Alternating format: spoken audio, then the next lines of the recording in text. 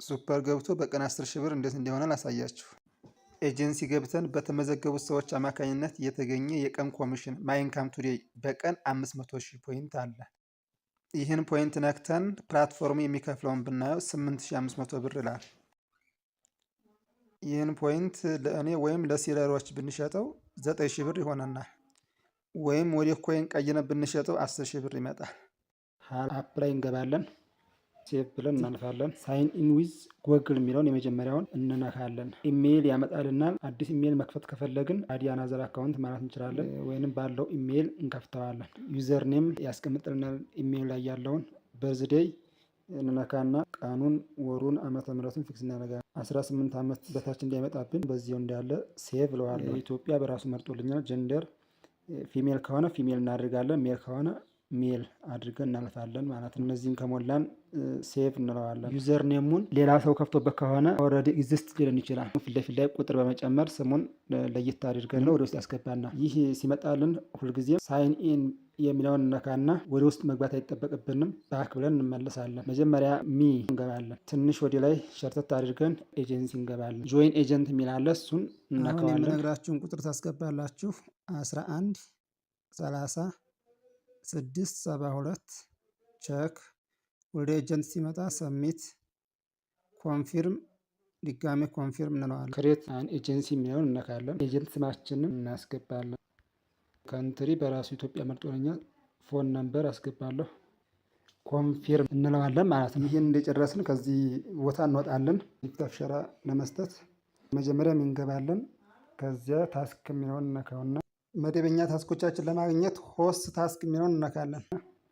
የአውተንቲኬሽን ቬሪፋይ አድርግ ይለኛል። ስለዚህ ቬሪፋይ የሚለውን እነካዋለሁ። አፕሎድ የፎቶ ኦፍ ዩርሰልፍ የሚለውን ሰልፍ ካሜራ አድርገዋለሁ ማለት ነው። ቀጥታ ፎቶ መነሳት ነው። ይህን ራይት አድርጌ ፎቶ ይገባል ማለት ነው። ስታርት አውተንቲኬሽን የሚለውን እነካለሁኝ። ከታች አሻንጉሊቷ እንደምታደርገው በማድረግ ይፍታፍ ሸራ እንሰጣለን።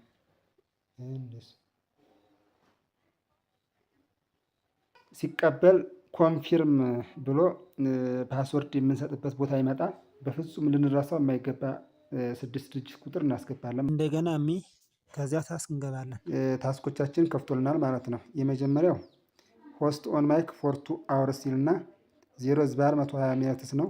የመጀመሪያው 1000 ፖይንት የሚከፍትልኝ 120/120 ሚኒትስ አደርግ ነው። 120 ደቂቃ ስቆይ። ሁለተኛ 1 ሰዓት እንደቆየውኝ 0/60 ይላል። 60 ደቂቃ እንደቆየ 2000 ፖይንት ይከፍትልኛል። ኢንተር የሚለው ክሌም የሚል ይመጣበታል። ክሌም የሚለውን ነክተን ደን ብሎ ይገባልናል ማለት ነው ፖይንታችን።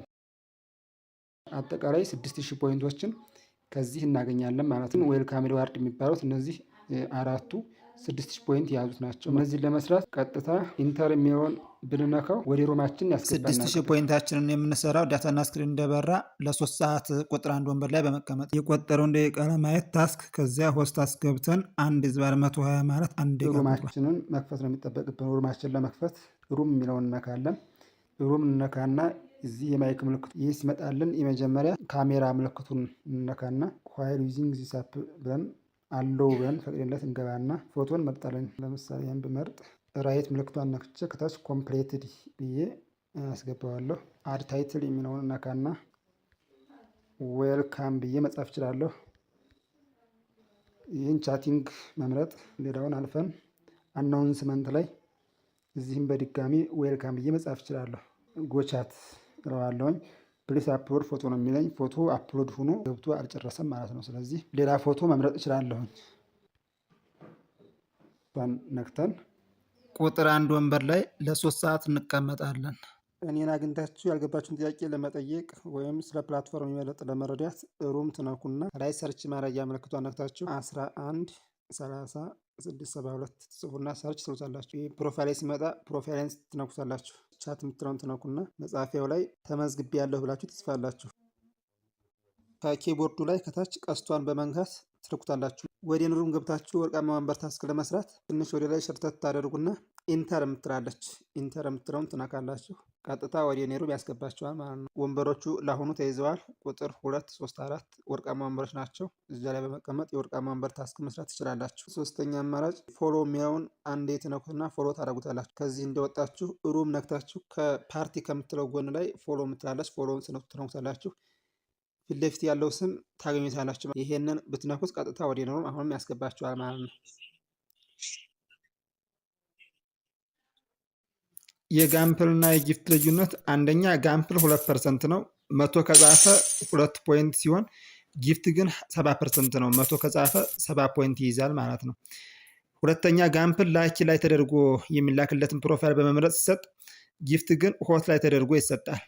ሶስተኛ ጋምፕል ጥሩ አየር ካለ ኮይን እንዲወልድልን በሙከራ ይሰጣል። ጊፍት ግን ፖይንት ለመጨመር ነው የምንሰጠው።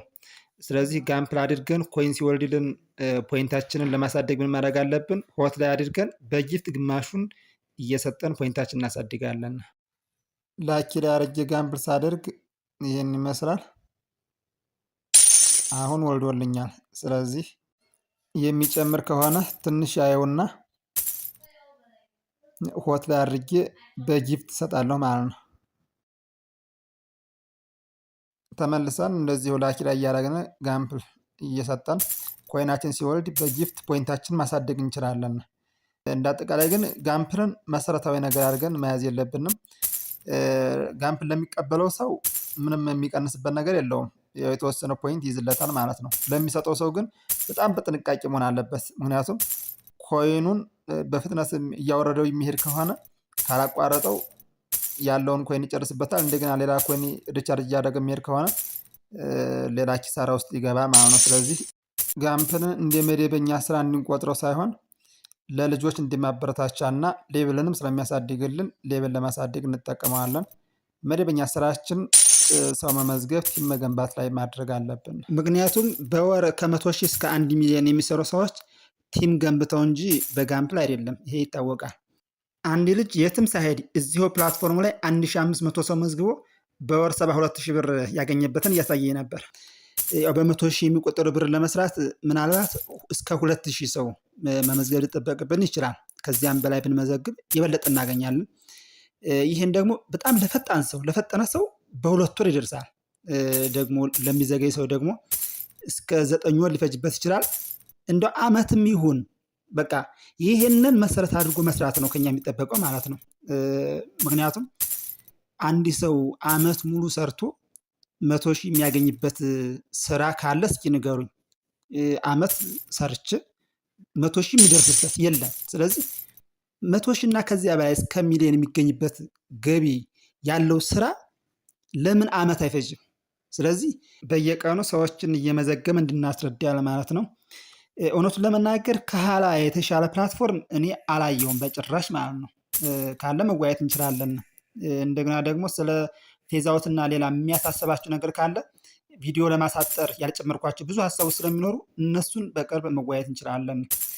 እኔን ቴሌግራም ላይ ለማግኘት @hala 1111 ብላችሁ በስልክ ቁጥሬም 0927784978 ሰርች አድርጋችሁ መጻፍ ትችላላችሁ። እናወራለን፣ በደንብ እንወያያለን። አፑን ከስልካችሁ ላይ ጭናችሁ ስራውን ለመጀመር ባዮ ላይ ሊንክ አለላችሁ። እሱን ትነኩና ኮፒ ታደርጉታላችሁ። 2 ጊዜ ባክትሩና ሰርች ማድረጊያው ላይ @hala 1111 4 ጊዜ ሰርች ስትሉ ሆነስት ፋሚሊ የሚል ይመጣላችኋል። እሱን ትነኩና እዚህ ላይ አንድ ጊዜ ጠቅ አድርጋችሁ ፔስት ትሉታላችሁ። ሊንኩ ከመጣላችሁ ይሄን ትልኩታላችሁ። ሊንኩ አሁን አክቲቭ ሆኗል። ሊንኩን ትነኩትና ዳውንሎድ ናው ቱ ስታርት ሆስቲንግ ይላል ታላችሁ።